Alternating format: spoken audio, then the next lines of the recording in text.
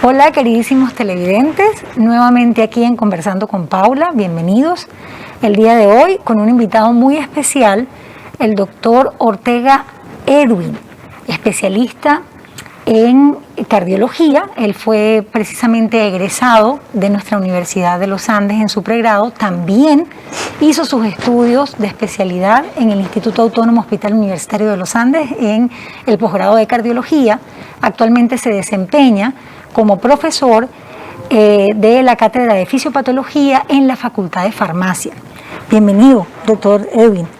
Hoy vamos a hablar de cosas muy interesantes, pero además quiero agradecerle porque viene a tocar un tema que está muy en la palestra, que es muy actual y de lo cual la gente quiere hablar y escuchar. Así es que bienvenido. Buenos días, muchas gracias por la invitación. Estoy muy alegre de acompañarles a ustedes en este tema. Gracias. Que por cierto vamos a hablar de complicaciones cardiovasculares en pacientes con COVID. ¿Qué es una complicación? Una complicación es una condición que se agrega a una enfermedad y que empeora su pronóstico. En ese sentido, la infección por el virus de SARS-CoV-2 puede desencadenar aparentemente al principio una baja mortalidad, tiene aparentemente un bajo impacto. Una mortalidad en la población general alrededor de 3 al 5%.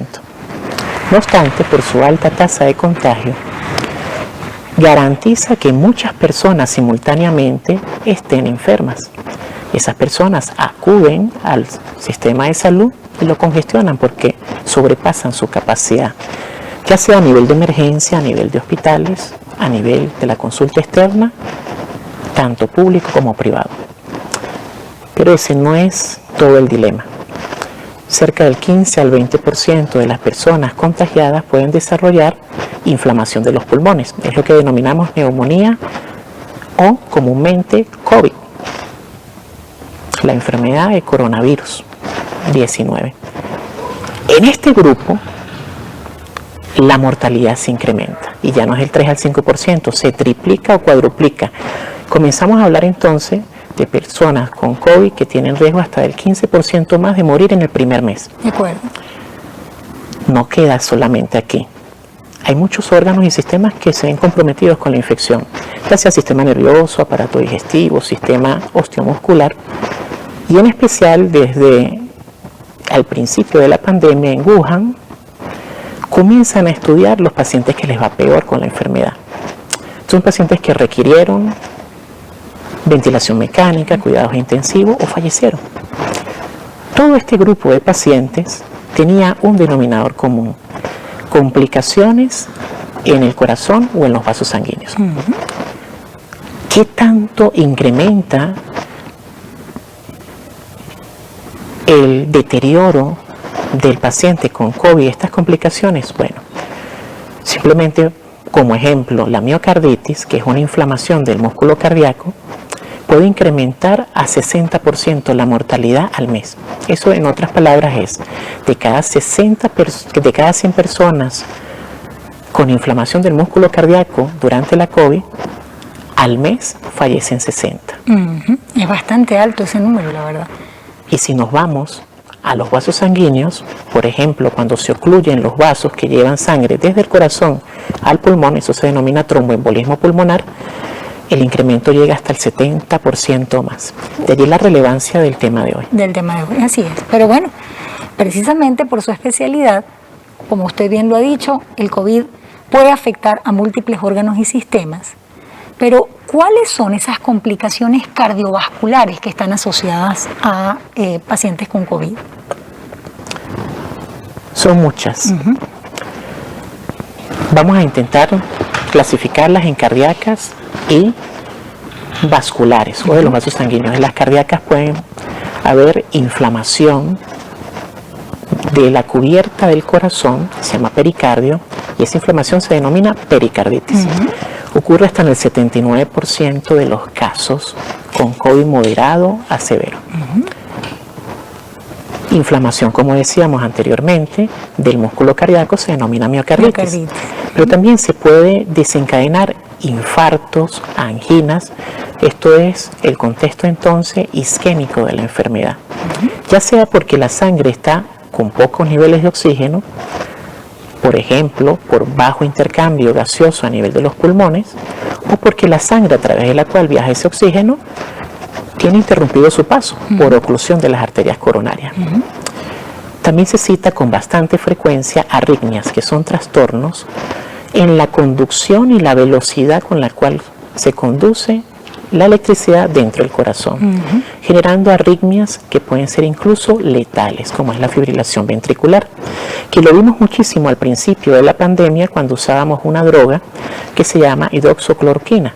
Actualmente está en desuso precisamente por ese riesgo elevado de taquicardia ventricular. Además de eso está una condición, gracias a Dios, poco frecuente, pero de muy mal pronóstico. En este caso estamos hablando de la insuficiencia cardíaca aguda asociada a la COVID, la cual tiene un incremento enorme en la mortalidad. Por último, los vasos sanguíneos tienden a ocluirse o taparse por coágulos o trombos en su interior, ya sea trombosis arterial, ACV o ictus, o enfermedad cerebrovascular por obstrucción de las arterias cerebrales, trombosis en las venas profundas y una de las más temidas, tromboembolismo pulmonar.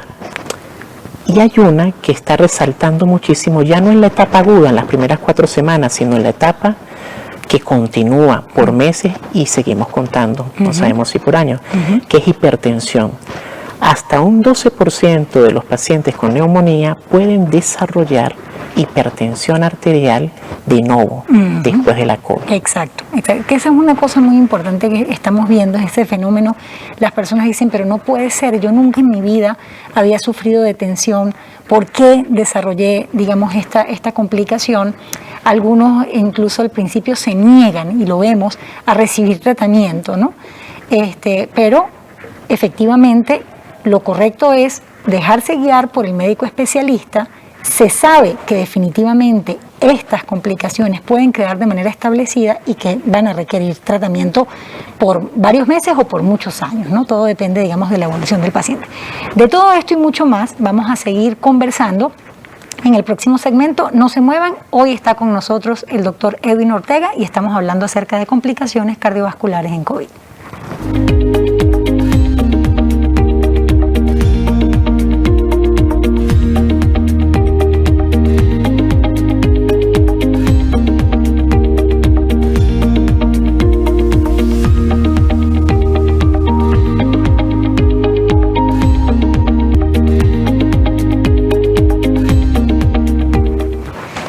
Bien, continuamos en Conversando con Paula, el día de hoy hablando acerca de las complicaciones cardiovasculares con el doctor Edwin Ortega. Y en el segmento anterior, él nos dejaba muy claro cuáles eran estas complicaciones que, bueno, se presentan con más frecuencia en los pacientes que tienen infecciones por COVID. En este caso hablábamos acerca de la aparición de arritmias, principalmente las arritmias auriculares, el tema de la hipertensión, que es muy frecuente en pacientes que incluso nunca habían padecido de hipertensión arterial, y bueno, con menor frecuencia, pero mucho más letal, el hecho de que se presentan miocardiopatías, sobre todo en pacientes que, bueno, tienen antecedentes cardiovasculares mucho antes de haber presentado la infección por COVID. Pero, ¿cómo sabe un paciente y cuáles son esos síntomas, doctor Ortega, que tienen que hacer pensar a un paciente que está presentando este tipo de complicaciones cardiovasculares en el contexto de una infección por COVID? Es una respuesta compleja. Y es compleja porque hay una gran variedad de síntomas y que cambia de un paciente a otro.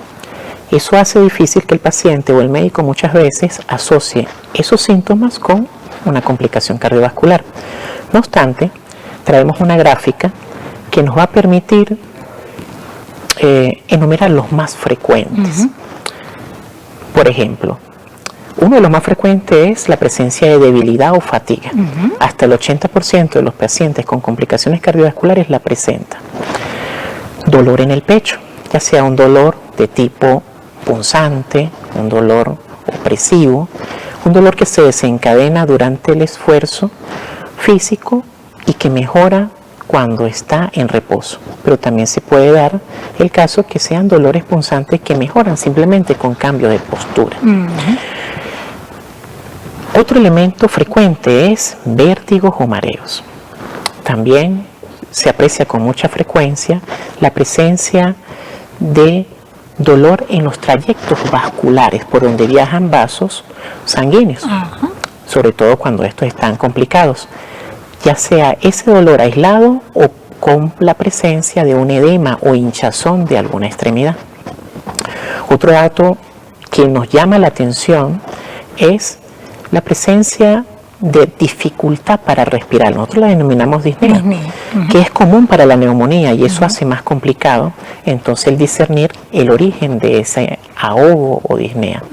Por último, es un paciente que se fatiga con facilidad en sus actividades cotidianas. Le fatiga hasta ir a asearse. Perfecto. Perfecto. Ahora, y con mucha frecuencia palpitaciones, sentir que el corazón le late desordenado, ya sea muy rápido, muy lento, en fin. Es una constelación amplia. No obstante, lo más importante es que con tener 2 o 3 de estos, muy probablemente hacen que el paciente se encuentre en una complicación cardiovascular. Más aún hay otro dato que permite orientar y es los antecedentes. Exacto. ¿Cuál es el paciente que más se complica? El paciente que ya previamente era hipertenso, diabético, obeso, que tenía enfermedad pulmonar obstructiva crónica o mayor de 65 años. No obstante, vemos complicaciones cardiovasculares también en pacientes que carecen de esos antecedentes, pero sin embargo, la presencia de ellos es un signo que ayuda a orientar el diagnóstico de complicación. Muy bien. Ahora, cuando un paciente tiene estos signos y síntomas, ¿a dónde debe acudir? ¿Qué es lo correcto? ¿Qué debe hacer? Este es muy difícil de responder para el paciente. Y es por lo siguiente. Por lo general, con tanta información que hemos recibido, tenemos un miedo enorme. Tenemos un binomio que hemos establecido, COVID igual muerte. Hospitalización igual, no vuelvo a ver a mis familiares y muero. Claro, sí, eso era lo que pasaba sobre todo al principio de la pandemia, ¿no? Había mucho estrés con eso. Sí. No obstante, aquí la pregunta quizás no es ¿a dónde voy? La primera pregunta es ¿a quién acudo? Y es básico buscar un compañero de camino acá.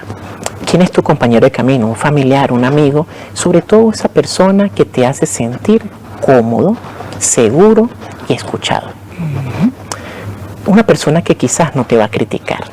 Esto te pasa por haber dejado las medidas de prevención, en fin. Lo segundo, ese compañero de camino te va a acompañar probablemente a un médico, que puede ser desde un médico general a un médico con más especificidad, un médico especialista en medicina interna. Se producen muchas alteraciones metabólicas, entonces un médico endocrinólogo, un neumonólogo, cardiólogo, en fin. Se va diferenciando progresivamente la necesidad de acuerdo a los síntomas y a lo que consiga en ese primer contacto con el médico general. Muy bien, eso es indispensable.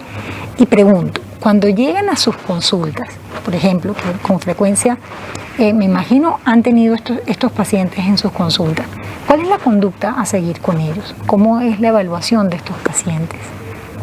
Es una evaluación que persigue tener mucho tacto, persigue tranquilizarlo, pero no tranquilizarlo simplemente para disfrazar el pronóstico, sino para mostrarle el verdadero pronóstico, puesto que si el paciente llega en periodos tempranos de la enfermedad o su complicación, tiene mucho mejor pronóstico que esperar días y días y luego sí asistir a un centro de salud, hospitalizarse, pero en un contexto muy avanzado de la enfermedad, cuando prácticamente lo que podemos ofertarle es muy poco. Es muy poco. Sí, esto que acaba usted de tocar es súper importante, doctor, porque efectivamente desde el principio de la pandemia, y bueno, cada vez lo vemos menos, ¿no? Pero la gente tiene mucho miedo a acudir a los centros de salud pública, precisamente por eso de lo que usted hablaba, que es la separación física de sus familiares y, oye, la alta posibilidad de morir. Pero eso también está haciendo que la gente acuda tan tarde a nuestros centros de salud que precisamente se confirma ese temor enorme que la gente tiene, porque las complicaciones suelen ser mucho más acentuadas y lamentablemente muchos de ellos terminan falleciendo. De esto y mucho más vamos a hablar en el siguiente segmento. No se muevan, ya saben, esto es Conversando con Paula.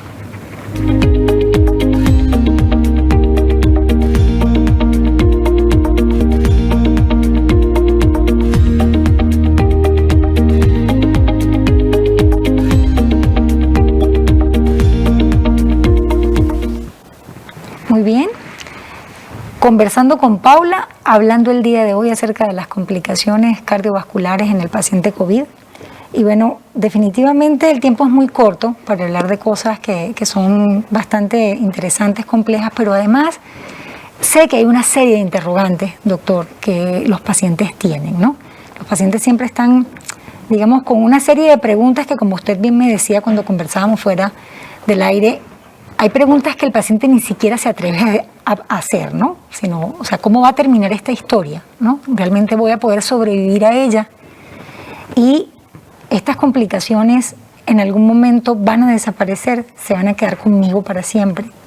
Pero yo quiero resaltar en este segmento la importancia, la necesidad de que estos pacientes tienen que ser atendidos por especialistas en el área, que no se deben demorar, y que eso, por supuesto, incide directamente en el pronóstico de la enfermedad. Así es que tenemos este espacio para que usted nos ilustre sobre eso. Gracias. Ciertamente es la respuesta más difícil. La primera pregunta que uno se haría es, ¿y cuándo puedo regresar a mi cotidianidad, a mis labores, a mi trabajo? Y allí justamente nace la respuesta a su pregunta. Me explico. Estos pacientes tienen un compromiso cardiovascular, neurológico, disminuye su masa muscular y por tanto entran en un gran menoscabo físico, intelectual y mucho más emocional.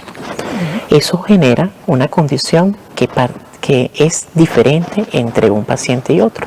Y de acuerdo a eso, requieren de procesos de rehabilitación. Una rehabilitación que sea integral, que sea cardiovascular, respiratoria y psicosocial. En ese proceso hay algo muy importante. Primero, debe tener un director y el director viene a ser el médico especialista. Por tanto, para poder yo reincorporarme a esas actividades, es deseable pasar por ese proceso de rehabilitación que me va a dar las competencias necesarias en el momento oportuno para regresar a hacer lo que a mí me gusta. Exacto. En este sentido, se están haciendo muchos esfuerzos, se están elaborando programas de rehabilitación y todos entran por algo básico. Es dirigido por personal calificado, con la intención de no comprometer en más riesgo al paciente. Tenemos, si bien, una fase aguda, que probablemente sea superable por el paciente, pero no sabemos qué puede suceder después de la cuarta semana. En el mejor de los casos se recupera, pero en el peor de los casos continúa con algunos síntomas que son los que hemos denominado COVID prolongado o estado post-COVID, que probablemente van a generar un gran impacto en la atención de salud y en relación a cierto grado de menoscabo laboral. Exacto. Por incapacidad. Sí, ahora, digamos, eso que usted tocaba acerca de la enfermedad post-COVID, ¿no? Eso tiene que quedar, digamos, muy en el aire, en que el paciente no puede descuidarse. El paciente, si bien debe estar interesado en cuándo voy a regresar a mi vida común y cotidiana, el paciente debe tener un seguimiento precisamente por este equipo que le ayude en el proceso de rehabilitación. Y hablando de esa responsabilidad que debemos tener todos con este tipo de pandemia que hemos padecido, estos pacientes muchísimas veces cuando sufren enfermedades de tipo cardiovascular antes de contraer la infección por COVID, tienen mucho miedo, mucha resistencia al tema de lo de las vacunas, ¿no? Y vemos que incluso preguntan mucho, pero es un riesgo que yo me vacune, si me vacuno puedo tener complicaciones.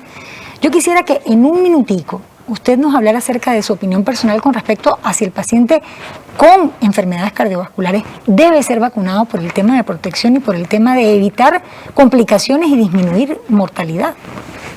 Definitivamente, lo mejor que ha desarrollado el ser humano en estos 2 años es el proceso de inmunización. Porque eso es a través de la vacuna que se ha garantizado un descenso en la severidad. Estas primeras cifras que denominábamos 18, 15, 60% han disminuido notablemente. Qué bueno. Y eso en gran medida es después de la era post-inmunización. Sencillo. ¿Cuál es la mejor vacuna? La que usted se coloque. ¿Cuál es la peor? La que dejas de colocarte. Así es. Y tocábamos un punto fuera del aire, que es invitar a esa población a entender que, bueno, si el enfoque se hace solo, desde yo me vacuno para protegerme solo, digamos, solamente a la persona que se está vacunando, muchísimos podrían decirte, bueno, pero es mi decisión vacunarme o no, porque al fin es mi vida. Pero muchas veces también estas vacunas, cuando evitan que usted se contagie, usted también está en ese momento protegiendo al resto de las personas que están a su alrededor y está también siendo factor de protección para su comunidad. O sea, no se trata solamente de verlo de forma individual, sino en el colectivo. Por eso es que es tan importante e insistimos en que las personas deberían considerar esta necesidad de vacunarse para protegerse, insisto, no solo a su persona, sino a su entorno, a los más queridos. ¿Cuántas veces tenemos alrededor abuelitos, ¿no? Personas con complicaciones y enfermedades que, bueno, si usted lo contrae, pues se va a convertir en un agente de contagio para los demás. Pues, doctor, le agradezco infinitamente, de verdad, su visita el día de hoy. Ha sido súper agradable conversar. Sé que quedan muchísimas dudas en el aire. A través de nuestras redes sociales, ustedes allí pueden compartir sus inquietudes. Seguramente lo vamos a invitar nuevamente a un próximo programa.